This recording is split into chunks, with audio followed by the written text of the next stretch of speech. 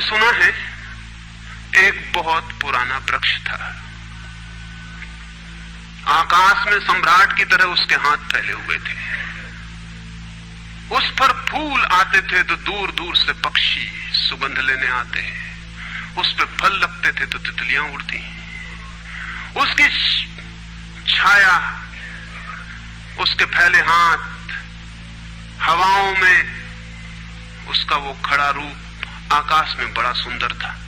एक छोटा बच्चा उसकी छाया में रोज खेलने आता था। उस बड़े वृक्ष को उस छोटे बच्चे से प्रेम हो गया।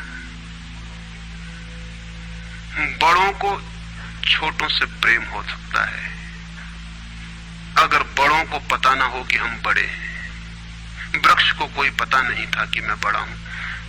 ये पता सिर्फ आदमी को होता है, इसलिए उसका प्रेम हो गया। अहंकार हमेशा अपने से बड़ों को प्रेम करने की कोशिश करता है। अहंकार हमेशा अपने से बड़ों से संबंध जोड़ता है। प्रेम के लिए कोई बड़ा छोटा नहीं, जो आ जाए उसी से संबंध जुड़ जाता है। वो एक छोटा सा बच्चा खेलता आता था उस वृक्ष के पास, उस वृक्ष का उससे प्रेम हो गया। लेकिन वृक्ष की शाखाएं ऊपर थी, बच्चा छोटा था, तो वृक्ष अपनी शाखाएं उसके लिए नीचे झुका था ताकि वो फल तोड़ सके, फूल तोड़ सके। प्रेम हमेशा झुकने को राजी है, अहंकार कभी भी झुकने को राजी नहीं। अहंकार के पास जाएंगे तो अहंकार के हाथ और ऊपर उठ जाएंगे ताकि आप उन्हें छू न सके, क्योंकि जिसे छू लिया जाए वो छोटा आदमी है। जिसे न छुआ जा सके, दूर सिंहासन पर दिल्ली में हो, वो आदमी बड़ा आदमी है। वो वृक्ष के शाखाएं नीचे झुकाती जब वो बच्चा खेलता हुआ आता, और जब बच्चा उसके फूल तोड़ लेता तो वृक्ष बहुत खुश होता, उसके प्राण आनंद से भर जाते। प्रेम जब भी कुछ दे पाता है तब खुश हो जाता है, अहंकार जब भी कुछ ले पाता है तभी खुश होता है। फिर वो बच्चा बड़ा होने लगा। वो कभी उसकी छाया में सोता, कभी उसके फल खाता, कभी उसके फूलों का ताज बना के पहनता और जंगल का सम्राट हो जाता है। प्रेम के फूल जिसके पास भी बरसते हैं वही सम्राट हो जाता है, और जहां भी अहंकार गिरता है वहीं सब अंधकार हो जाता है, आदमी दीन और दरिद्र हो जाता है। वो लड़का फूलों का ताज पहनता और नाचता, और वृक्ष बहुत खुश होता, उसके प्राण आनंद से भर जाते, हवाएं सनसनाती और वो गीत गाता है। फिर लड़का और बड़ा हुआ, वो वृक्ष के ऊपर भी चढ़ने लगा, उसकी शाखाओं से झूलने भी लगा, वो उसकी शाखाओं पर विश्राम भी करता, और वृक्ष बहुत आनंदित होता। प्रेम आनंदित होता है जब प्रेम किसी के लिए छाया बन जाता है। अहंकार आनंदित होता है जब किसी की छाया छीन लेता है। लेकिन लड़का बड़ा होता चला गया, दिन बढ़ते चले गए। जब लड़का बड़ा हो गया तो उसे और दूसरे काम भी दुनिया में आ गए, महत्वाकांक्षाएं आ गई, उसे परीक्षाएं पास करनी थी, उसे मित्रों को जीतना था। वो फिर कभी कभी आता, कभी नहीं भी आता, लेकिन वृक्ष उसकी प्रतीक्षा करता कि वो आए, वो आए। उसके सारे प्राण पुकारते कि आओ आओ। प्रेम निरंतर प्रतीक्षा करता है कि आओ आओ। प्रेम एक प्रतीक्षा है, एक अवेटिंग है। लेकिन वो कभी आता, कभी नहीं आता, तो वृक्ष उदास हो जाता है। प्रेम की एक ही उदासी है, जब वो बांट नहीं पाता तो उदास हो जाता है, जब वो दे नहीं पाता तो उदास हो जाता है। और प्रेम की एक ही धन्यता है कि जब वो बांट देता है, लुटा देता है, तो आनंदित हो जाता है। फिर लड़का और बड़ा होता चला गया, और वृक्ष के पास आने के दिन कम होते चले गए। जो आदमी जितना बड़ा होता चला जाता है महत्वाकांक्षा के जगत में, प्रेम के निकट आने की सुविधा उतनी ही कम होती चली जाती है। उस लड़के की एम्बिशन, महत्वाकांक्षा बढ़ रही थी, कहां वृक्ष, कहां जाना। फिर एक दिन वहां से निकलता था तो वृक्ष ने उसे कहा, सुनो। हवाओं में उसकी आवाज गूंजी कि सुनो, तुम आते नहीं, मैं प्रतीक्षा करता हूं, मैं तुम्हारे लिए प्रतीक्षा, राह करता हूं, राह देखता हूं, बाट जोता हूं। उस लड़के ने कहा, क्या है तुम्हारे पास जो मैं आऊं? मुझे रुपए चाहिए। हमेशा अहंकार पूछता है कि क्या है तुम्हारे पास जो मैं आऊं। अहंकार मांगता है कि कुछ हो तो मैं आऊं, न कुछ हो तो आने की कोई जरूरत नहीं। अहंकार एक प्रयोजन है, एक पर्पस है। प्रयोजन पूरा होता हो तो मैं आऊं। अगर कोई प्रयोजन ना हो तो आने की जरूरत क्या है? और प्रेम निष्प्रयोजन है, प्रेम का कोई प्रयोजन नहीं। प्रेम अपने में ही अपना प्रयोजन है, वो बिल्कुल पर्पजलेस है। वृक्ष तो चौंक गया, उसने कहा कि तुम तभी आओगे जब मैं कुछ तुम्हें दे सकूं। मैं तुम्हें सब दे सकता हूं, क्योंकि प्रेम कुछ भी रोकना नहीं चाहता। जो रोक ले वो प्रेम नहीं है। अहंकार रोकता है, प्रेम तो बेशर्त दे देता है। लेकिन रुपए मेरे पास नहीं है। ये रुपए तो सिर्फ आदमी की इजाद है, वृक्षों ने ये बीमारी नहीं पाली है।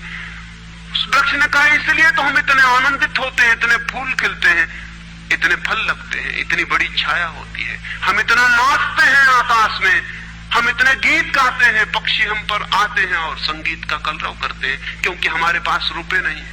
जिस दिन हमारे पास भी रुपए हो जाएंगे, हम भी आदमी जैसे दीनहीन मंदिरों में बैठ के सुनेंगे कि शांति कैसे पाई जाए, प्रेम कैसा पाया जाए। नहीं, हमारे पास रुपए नहीं है। तो उसने कहा फिर मैं क्या हूं तुम्हारे पास? जहां रुपए हैं मुझे वहां जाना पड़ेगा, मुझे रुपयों की जरूरत है। अहंकार रुपया मांगता है, क्योंकि रुपया शक्ति है, अहंकार शक्ति मांगता है। उस वृक्ष ने बहुत सोचा, फिर उसे ख्याल आया तो तुम एक काम करो, मेरे सारे फलों को तोड़ के ले जाओ और बेच दो तो शायद रुपए मिल जाए। और उस लड़के को भी ख्याल आया, वो चढ़ा और उसने सारे फल तोड़ डाले, कच्चे भी गिरा डाले, शाखाएं भी टूटी, पत्ते भी टूटे। लेकिन वृक्ष बहुत खुश हुआ, बहुत आनंदित हुआ। टूट के भी प्रेम आनंदित होता है, अहंकार पाके भी आनंदित नहीं होता, पाके भी दुखी होता है। और वो लड़के ने तो धन्यवाद भी नहीं दिया पीछे लौटकर, लेकिन उस वृक्ष को पता भी नहीं चला। उसे तो धन्यवाद मिल गया इसी में कि उसने उसके प्रेम को स्वीकार किया और उसके फलों को ले गया और बाजार में बेचा। लेकिन फिर वो बहुत दिनों तक नहीं आया। उसके पास रुपए थे और रुपयों से रुपए पैदा करने की वो कोशिश में लग गया था, वो भूल गया। वर्ष बीत गए और वृक्ष उदास है और उसके प्राणों में रस बह रहा है कि वो आए उसका प्रेमी और उसके रस को ले जाए, जैसे किसी माँ के स्तन में दूध भरा हो और उसका बेटा खो गया हो और उसके सारे प्राण तड़प रहे हो कि उसका बेटा कहाँ है, जिसे वो खोजे, जो उसे हल्का कर दे, निर्भर कर दे। ऐसे वो वृक्ष के प्राण पीड़ित होने लगे कि वो आए आए आए, उसकी सारी आवाज यही गूंजने लगी कि आओ। बहुत दिनों बाद वो आया, वो लड़का तो प्रौढ़ हो गया था। वृक्ष ने उससे कहा कि आओ मेरे पास, मेरे आलिंगन में आओ। उसने कहा छोड़ो ये बकवास, ये बचपन की बातें हैं। अहंकार प्रेम को पागलपन समझता है, बचपन की बातें समझता है। उस वृक्ष ने कहा आओ मेरी डालियों से झूलो, नाचो। उसने कहा छोड़ो ये फिजूल की बातें, मुझे एक मकान बनाना है। मकान दे सकते हो तुम? वृक्ष ने कहा मकान?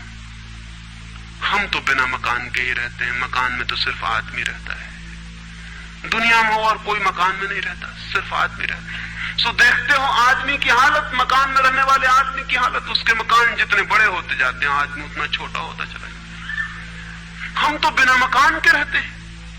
लेकिन एक बात हो सकती है कि तुम मेरी शाखाओं को काट के ले जाओ तो शायद तुम मकान बना लो। और वो प्रौढ़ कुल्हाड़ी लेकर आ गया और उसने उस वृक्ष की शाखाएं काट डाली। वृक्ष एक ठूंठ रह गया नंगा, लेकिन वृक्ष बहुत आनंदित था। प्रेम सदा आनंदित है, चाहे उसके अंग भी कट जाएं, लेकिन कोई ले जाए, कोई ले जाए, कोई बांट ले, कोई सम्मिलित हो जाए, साझीदार हो जाए। और उस लड़के ने तो पीछे लौट के भी नहीं देखा, उसने मकान बना लिया। और वक्त गुजरता गया, वो ठूंठ रहा देखता, वो चिल्लाना चाहता, लेकिन अब उसके पास पत्ते भी नहीं थे, शाखाएं भी नहीं थी। हवाएं आती और वो बोल भी ना पाता, बुला भी ना पाता, लेकिन उसके प्राणों में तो एक ही गूंज थी कि आओ आओ। और बहुत दिन बीत गए, तब वो बूढ़ा आदमी हो गया था। वो बच्चा वो निकल रहा था पास से, वृक्ष के पास आके खड़ा हो गया।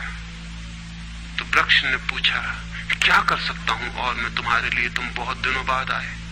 उसने कहा तुम क्या कर सकोगे? मुझे दूर देश जाना है धन कमाने के लिए, मुझे एक नाव की जरूरत है। तो उसने कहा तुम मुझे और काट लो तो मेरे इस पीड़ से नाव बन जाएगी और मैं बहुत धन्य होऊंगा कि मैं तुम्हारी नाव बन सकूं, तुम्हें दूर देश ले जा सकूं। लेकिन तुम जल्दी लौट आना और सकुशल लौट आना, मैं तुम्हारी प्रतीक्षा करूंगा। और उसने आरे से उस वृक्ष को काट डाला। तब वो एक छोटा सा ठूंठ रह गया और वो दूर यात्रा पर निकल गया। और वो ठूठ भी प्रतीक्षा करता रहा कि वो आए आए, लेकिन अब उसके पास कुछ भी नहीं देने को, शायद वो नहीं आएगा, क्योंकि अहंकार वहीं आता है जहां कुछ पाने को है। अहंकार वहां नहीं जाता जहां कुछ पाने को नहीं है। मैं उस ठूंठ के पास एक रात मेहमान हुआ था, तो वो ठूंठ मुझसे बोला कि वो मेरा मित्र अब तक नहीं आया, और मुझे बड़ी पीड़ा होती, कहीं नाव डूब ना गई हो, कहीं वो भटक ना गया हो, कहीं किसी दूसरे किनारे पर विदेश में कहीं भूल ना गया हो, कहीं वो डूब ना गया हो, कहीं वो समाप्त ना हो गया हो। एक खबर मुझे भर कोई ला दे, अब मैं मरने के करीब हूं, एक खबर भर आ जाए कि वो सकुशल है, फिर कोई बात नहीं, फिर सब ठीक है।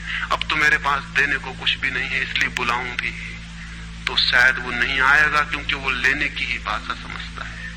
अहंकार लेने की भाषा समझता है, प्रेम देने की भाषा है। इससे ज्यादा और कुछ मैं नहीं कहूंगा। जीवन एक ऐसा वृक्ष बन जाए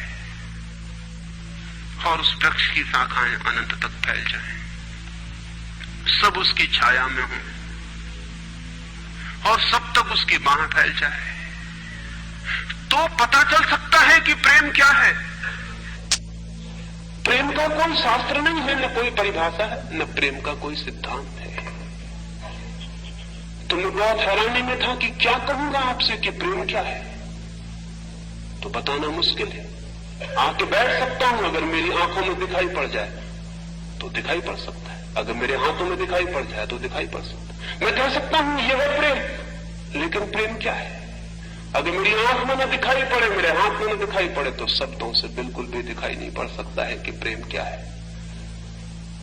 मेरी बातों को इतने प्रेम और शांति से सुना, उससे बहुत बहुत अनुग्रहित हूं, और अंत में सबके भीतर बैठे परमात्मा को प्रणाम करता हूं। मेरे प्रणाम स्वीकार।